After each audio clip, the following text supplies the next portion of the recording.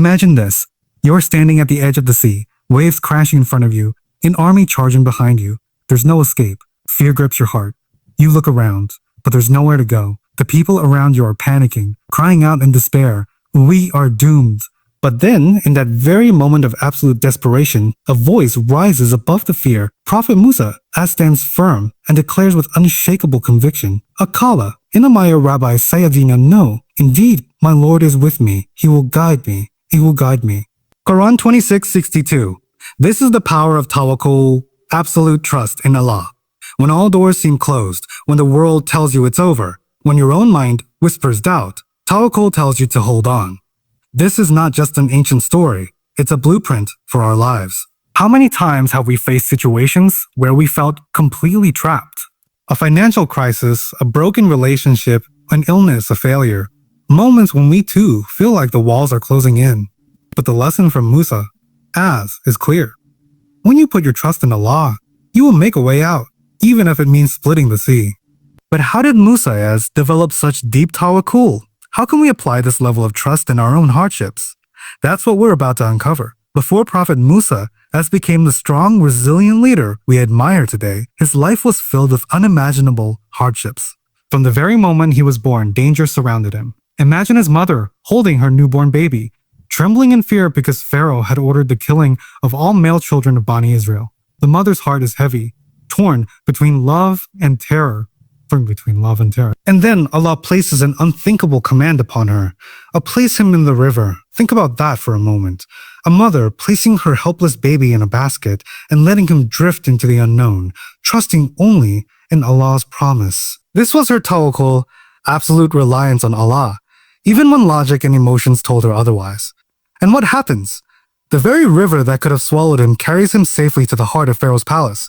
But this was just the beginning. Musa grows up in the house of his enemy, unaware of his true identity. When he finally discovers his origins and witnesses the oppression of his people, he is caught in a storm of emotions. In a moment of anger, he strikes a man, unintentionally causing his death. Fear grips his heart. Regret weighs him down. He becomes a fugitive, forced to leave behind the only home he has ever known. This is a powerful lesson. Hardship does not mean Allah has abandoned us. Sometimes, the most painful moments of our lives are preparing us for something greater.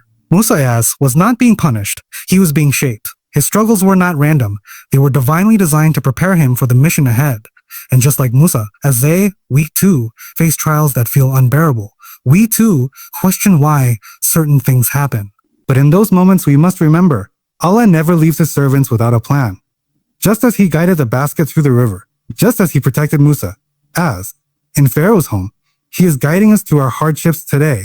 The key is tawakkul, trusting that even when we can't see the path, Allah is leading us to something greater. Imagine this: Prophet Musa, once a prince of Egypt, is now a fugitive.